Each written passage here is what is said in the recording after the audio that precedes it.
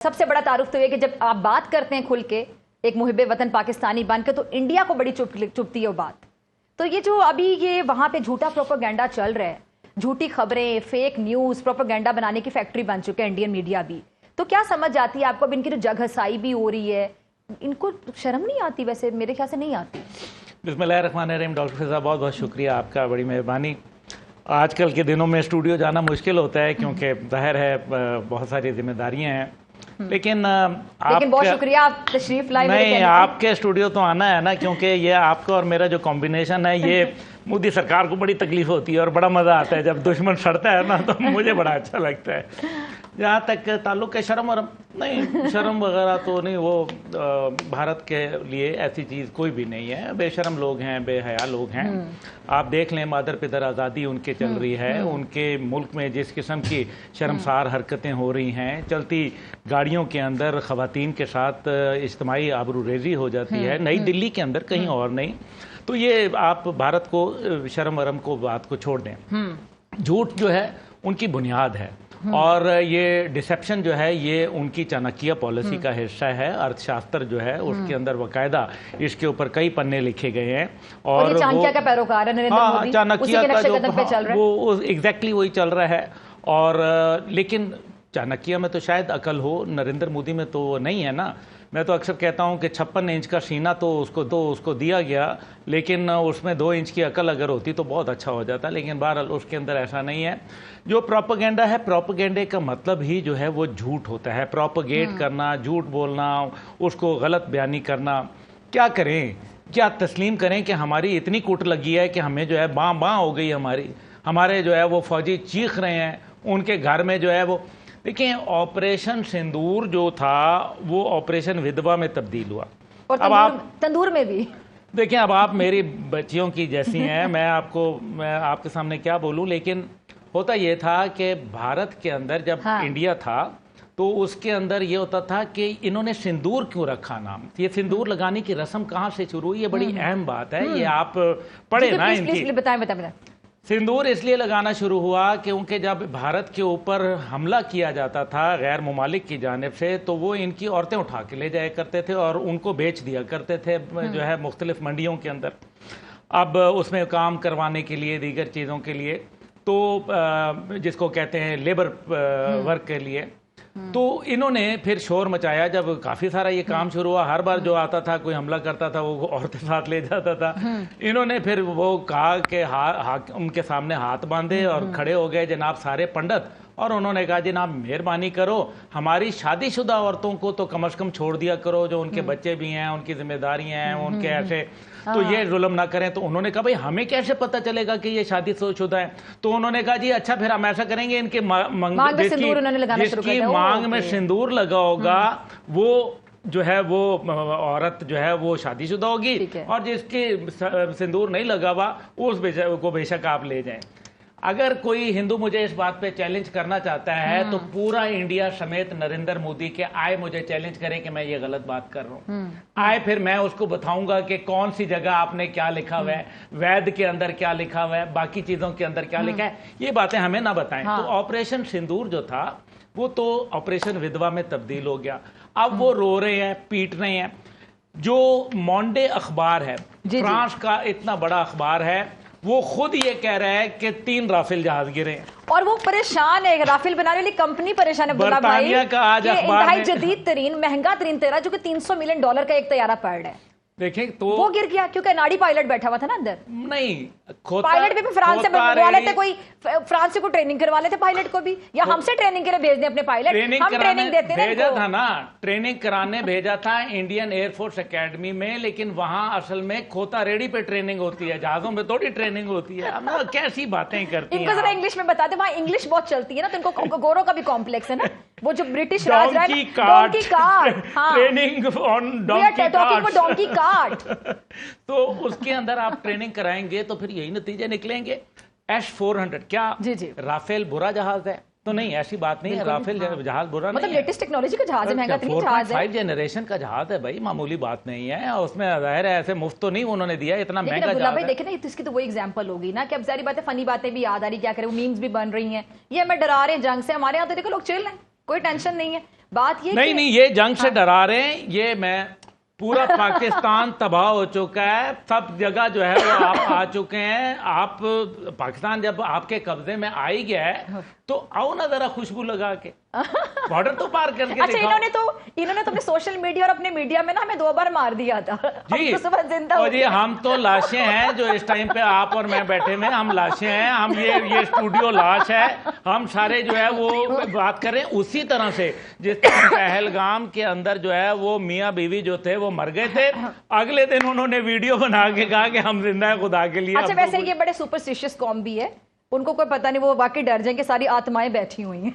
ये सुपरस्टिशियस है, डर जाएंगे। देखें जब इन्होंने बंदर को देखा, बंदर इनके कपड़े वपड़े उठा के ले जाया करता था, तो उसके बाद जो है बंदर को इन्होंने जो है वो भगवान मान लिया।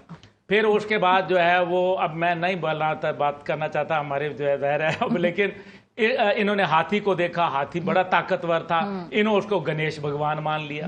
इन्होंने चूहे को, कहीं चूहे ने इनको आके जो है वो कुतर लिया, उन्होंने कहा कि जी चूहा भी भगवान है। 29,000 मज़ाहिब हैं भारत के अंदर, सिर्फ हिंदू मत के अंदर 29,000। जो गधे को मानता है वो घोड़े को नहीं मानता, जो घोड़े को मानता है वो बिल्ली को नहीं मानता, जो बिल्ली को मानता है वो काली माता को नहीं मानता, जो काली माता को मानता है वो हनुमान को नहीं मानता। और अल्लाह के बंदे किसी एक जगह पे तो सेंटर कर लो। ये इंडिया जो है ना, नरेंद्र मोदी, चलें ये तो मजाक अपनी जगह, नरेंद्र मोदी जो है ये तोड़ देगा। ये नरेंद्र मोदी की फौज को पता चल गया है कि जो फौज होती है किसी भी मुल्क की, वो नजरियाती और जोग्राफियाई हदूद की जो है वो मुहाफिज हुआ करती है। पाकिस्तान भी ऐसा ही है।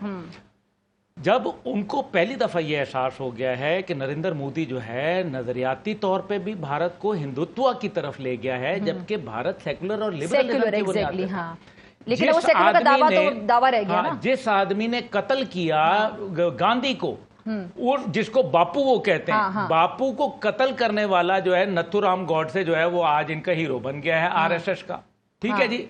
और आरएसएस ने बीजेपी को बनाया। आरएसएस का जो पॉलिटिकल चेहरा है, वैसे ही जैसे बीएलए का चेहरा जो है वो बीवाईसी है, मारक बलोच है, इस तरह से नरेंद्र मोदी जो है वो आरएसएस का वो फेस है, रिप्रेजेंटेटिव है। अब इंडियन फौज ये कह रही है, बगावत जो उनके मुल्क में हो रही है, फौज के अंदर आए दिन जो फौजी बाहर निकल रहे हैं, वो general DS Rana defence intelligence agency का सरबराह था, ठीक, लेफ्टिनेंट जनरल। उसने, अब मैं क्या बोलूं कि वो आईएसआई का एजेंट था। आईएसआई का एजेंट था तभी तो रॉ के सारे सीक्रेट डॉक्यूमेंट जो उसके पर्सनल कस्टडी में थे वो उसने पाकिस्तान भिजवा दिए। तो भाई लोग, हमारा मारखोर बड़ा जालिम है। ये मारखोर जो है ना, ये वहां पहुंच गया, और अभी मारखोर बहुत जगह और बैठा हुआ है। मोदी जी इंतजार करना, ऐसा ना हो किसी दिन ਤੁਹਾਨੂੰ ही टक्कर लग जाए। अच्छा अब्दुल्ला भाई, हमारे तो ये जो तैयारे हैं जिन्होंने इनकी दुर्गत बना दी, अब देखिए इनकी कितनी जगहसाई हो रही है। वो फ्रांस वाले भी सर पकड़ के बैठ गए हैं, आलमी जरीदे तक लिखने पर आ गए कि भाई राफेल उन्होंने गिरा दिया। चले MiG-21 तो पुराने तैयारे थे, जदीद टेक्नोलॉजी नहीं थी, वो ख़राब भी थे, उन पे पैसा खर्चने की ज़रूरत थी, उनको सही करने की ज़रूरत थी। अब राफेल को भी गिरा दें तो मेरे जहन में वो एग्जाम्पल आई थी, फिर वो फ़नी चीज़ें जहन में आ जाती हैं कि अब एक रिक्शा ड्राइवर है, वो आप पंजाब साइड पे कभी गए, हमारे लाहौर में बड़े रिक्शा चलते हैं ना, ये रावलपिंडी साइड पे शायद चलते होंगे, इस्लामाबाद में तो नहीं चलते ना। अब वो रिक्शे तो बाबुओं के शहर है। अब वो रिक्शा जब चलता है तो वो रिक्शा ड्राइवर अक्सर, जब लाहौर में ट्रैफिक भी बहुत होती है, तो अगर जो लोग गाड़ी चलाते हैं तो उनको पता है कि बड़े शहरों में जब गाड़ी चला रहे होते हैं आप, तो बड़ा पैनिक हो रहा होता है। रिक्शा ड्राइवर्स ना इधर सज्जी दिखा के खब्बी मार लेते हैं, खब्बी दिखा के सज्जी मार लेते हैं। तो जो रिक्शा ड्राइवर को अगर आप कभी लैंड क्रूजर की चाबी दे दें या किसी अच्छी गाड़ी की चाबी दे दें तो वो फिर रिक्शे की तरह चलाएगा। तो ये वही एग्जाम्पल है कि इनका जो पायलट अगर आप बिठा देंगे, जो इंडियन एयरफोर्स से ट्रेनिंग शुदा में प्याला आ गया है, वो राफेल को भी रिक्शे की तरह चलाएगा। तो ये S-400 का कसूर नहीं था। हाँ। तो भारतीय फौज जो है उसमें बगावत इसलिए हो रही है कि वो ये देख रहे हैं कि ये एक तीसरे पार्टीशन की तरफ लेके जा रहा है, एक दफा तीसरा बंटवारा होने जा रहा है, इंडिया के टुकड़े हो रहे हैं, लेकिन इस बार ज्यादा होंगे।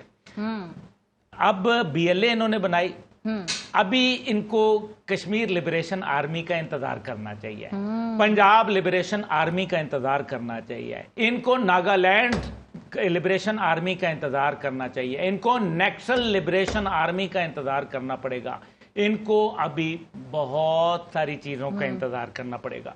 क्योंकि बहुत सी तहरीकें हैं वहां पे। We will surprise you. We promised you. We will surprise you. And we will cause pain to you.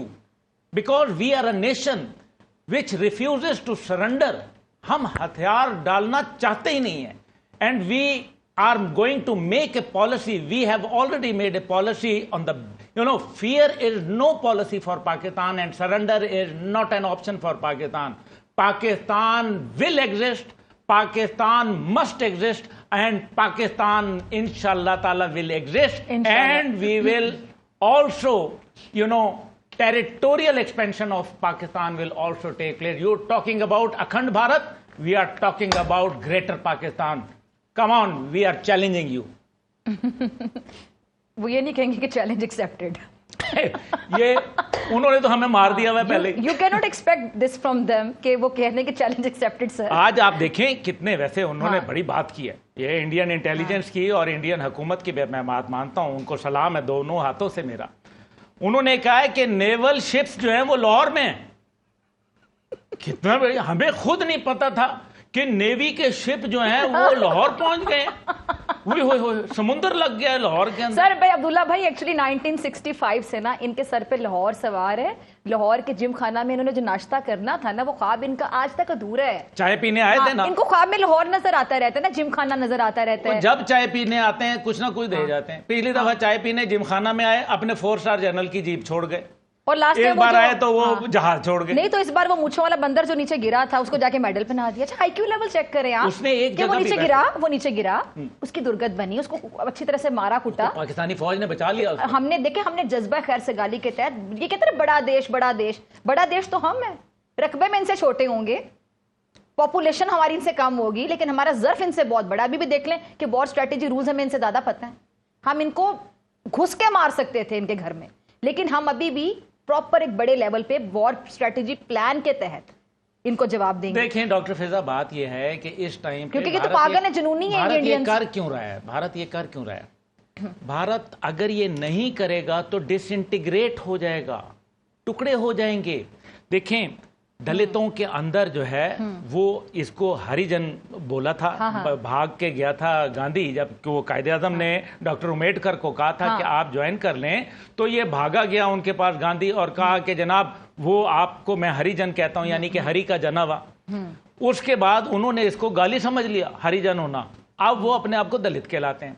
अब दलित जो हैं दुनिया के अंदर, आप कमाल करती हैं कि आजकल की दुनिया में छूने वाला, अगर मैंने प्याली छू दी तो हो ये धर्म भ्रष्ट हो गया, मैं तो ये प्याली ये तो छूत हो गया।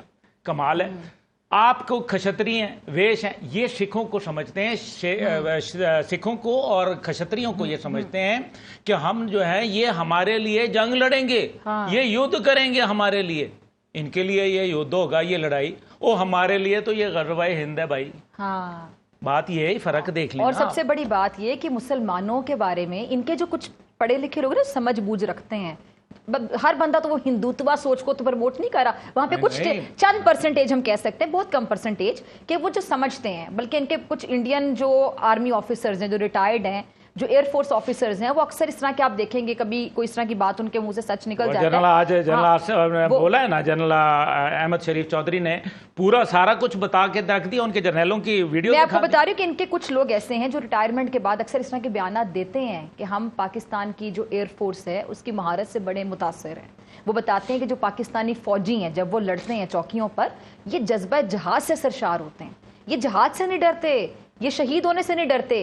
तो मुसलमान तो शहादत से नहीं डरते, वो मुर्दार होने से डर रहे हैं। अभी देखें ना, वो डर रहे हैं ना, सारी बात है, इसलिए तो अपनी चौकियां छोड़ के भाग गए। अच्छा अब्दुल्ला भाई, ये जो बड़ा घुस के मारेंगे और ये करेंगे वो करेंगे, दावे बड़े बड़े मीडिया पे चिल्ला के, वो अर्नाब गोस्वामी जैसे और वो गौरव आर्या जैसे बिठाए हुए हैं, और जब भेजते हैं तो अभिनंदन या नीचे गिर जाता है, जाके मेडल पहना दे। और जब हमने इन पे फिर वो जो पोस्ट टू पोस्ट फायरिंग होती है चेक पोस्ट पे, जब तो वो अपनी पोस्टें छोड़ के भागते रहे।